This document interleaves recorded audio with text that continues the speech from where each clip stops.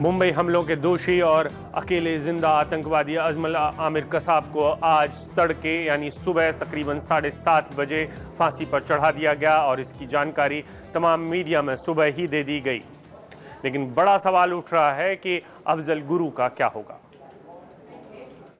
26/11 हमले का अहम आरोपी अजमल आमिर कसाब, उसे फांसी दे दी गई है। यह जानकारी इस वक्त हम तक पहुंच रही है।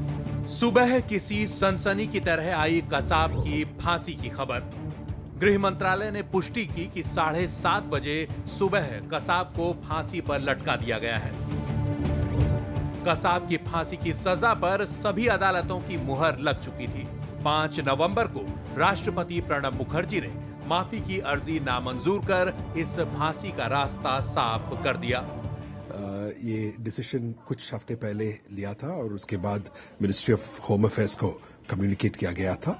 उसके बाद की कार्रवाई सब मिनिस्ट्री ऑफ होम अफेयर्स ने किया है। इसके बाद बाकी कार्रवाई बड़ी तेजी लेकिन खामोशी के साथ हुई।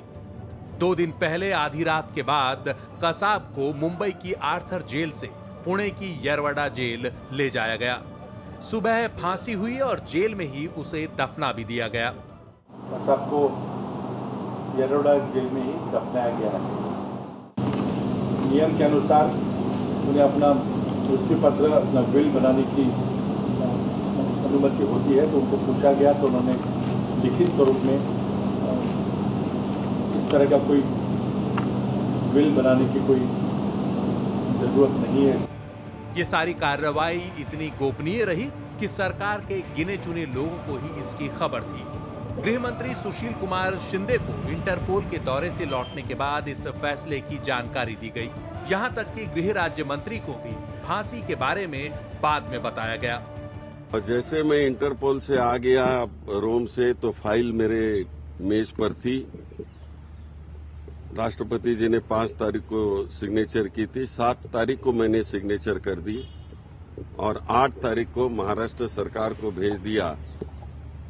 और उसी वक्त ये तय हो गया था वो फाइल पर कि 21 तारीख को सुबह 7:30 बजे उसको फांसी दी जाएगी। वैसे पुलिस ने इस सारी कार्रवाई की वीडियो रिकॉर्डिंग भी की ताकि उसके पास इसके सबूत रहें। अजमल कसाब को मुंबई के आर्थर रोड जेल से पुणे की यरवाड़ा जेल लाने तक पूरी गोपनीयता रखी गई थी। वरिष्ठ पुलिस अधिकारियों के साथ ज्यादातर जेल स्टाफ को भी इसकी भनक तक नहीं लगने दी गई थी। पुणे से इम्तियाज जलील की रिपोर्ट, एनडीटीवी इंडिया। और हमारे साथ इस समय नीता शर्मा। नीता, आपसे समझना चाहेंगे कि देश के गृह मंत्रालय ने किस तरीके से इस पूरे ऑपरेशन को अंजाम दिया, किस तरीके से उन्होंने टीम बनाई थी? जहाँ तक अभिषेक ये सवाल है, ये होम मिनिस्ट्री का डिसीजन नहीं था। प्रेसिडेंट हाउस से ये कम्युनिकेशन जो है वो आया था होम मिनिस्ट्री के, और 5 नवंबर को यहाँ पर उन्होंने डिसाइड किया था और 8 नवंबर को जो सुशील कुमार शिंदे हैं उन्होंने ये फाइनलाइज कर दिया था और फिर आगे जो है स्टेट एडमिनिस्ट्रेशन महाराष्ट्र सरकार को दे दिया गया था। 12 तारीख को स्टेट एडमिनिस्ट्रेशन ने फाइल जो है वो वापस होम मिनिस्ट्री भेज दी थी। 14 को जो होम सेक्रेटरी हैं उन्होंने फॉरेन सेक्रेटरी को लिखा था कि इस तरह से ये डिसीजन आया है कि 21 को उसे हैंग किया जाएगा, तो मिनिस्ट्री ऑफ होम अफेयर्स जो है वो कम्युनिकेशन आगे पाकिस्तान सरकार को भेज दे। हमें ये बताया गया है कि 20 तारीख को न सिर्फ उनके फॉरेन मिनिस्ट्री के ऑफिशियल्स को बल्कि वहाँ के जो इंटीरियर मिनिस्ट्री के ऑफिसर्स हैं वहाँ पे पहले जब चिट्ठी रिटन कम्युनिकेशन देना चाहा, वहाँ पे उसे कम्युनिकेशन नहीं स्वीकारा गया। फिर फैक्स भेजा गया, क्यूरियर भी भेजा गया। अजमल कसाब ने ये इच्छा जाहिर की गई थी कि उसकी माँ को भी इन्फॉर्मेशन दी जाए। यही वजह है कि जो उसकी माँ है नूरी, उसे भी इन्फॉर्मेशन दी गई थी, वहाँ पे भी एक चिट्ठी भेजी गई थी, लेकिन कोई जवाब पाकिस्तान की ओर से भारत सरकार तक नहीं आया। आज 21 को उसकी जो एग्जीक्यूशन है सुबह कर दी गई और उसे वहीं पर यरवड़ा जेल में जो है वो दफना दिया गया। अभिषेक, बहुत बहुत शुक्रिया। लेकिन इस पूरे मामले में जो लोग हैं, जो यानी कि विक्टिम्स हैं, जिनके ऊपर ये बीती है कि किस तरीके से 26/11 में उनके परिजनों को मारा गया या उनकी मौत हुई, उसके बाद वो बेहद खुश हैं कि एक तरीके से इंसाफ मिला है। लेकिन जो एक और बड़ा मामला हो रहा है वो ये कि तौर तरीकों पर सवाल उठाए जा रहे हैं कि आखिरकार इस तरीके से गुपचुप तरीके से दी गई।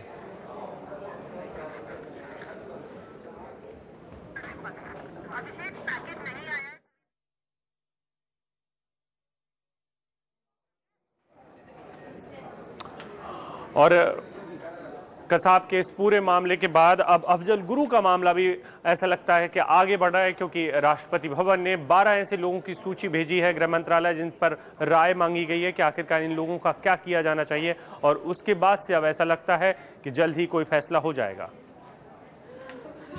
कसाब की फांसी के फौरन बाद बीजेपी के तमाम बड़े नेताओं ने अफजल का सवाल उठाया।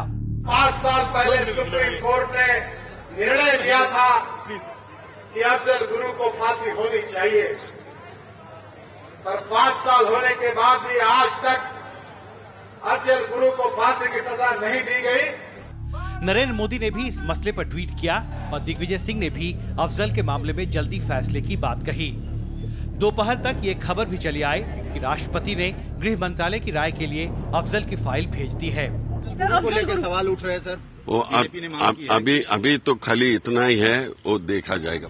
दरअसल बुधवार को राष्ट्रपति ने 16 लोगों की 12 अर्जियां गृह मंत्रालय को भेजी। कानून मंत्री का कहना है कि ये राष्ट्रपति का विशेषाधिकार है कि वो कब फैसला करें। पिटीशंस राष्ट्रपति जी का एक सॉवरन और विशेष अधिकार होता है, उचित समय पर उचित केस में उचित फैसला लेंगे। वैसे कसाब के मामले में इतनी जल्दी फैसला ये सवाल उठा रहा है कि बाकी मामलों में इतनी तेजी क्यों नहीं दिखाई गई। कसाब की दया याचिका पर 2 महीने के अंदर फैसला करके राष्ट्रपति ने इस संवेदनशील मसले पर एक नई सोच की ओर इशारा किया है। अब सबको उम्मीद है कि लंबे समय से लंबित दूसरी दया याचिकाओं पर भी राष्ट्रपति जल्दी ही फैसला करेंगे। दिल्ली में कैमरामैन तुलसी के साथ Himanshu Shekhar, NDTV India. India's #1 news app just got even better. Download NDTV's new app. Fully optimized for retina display. Full screen view. Faster response time.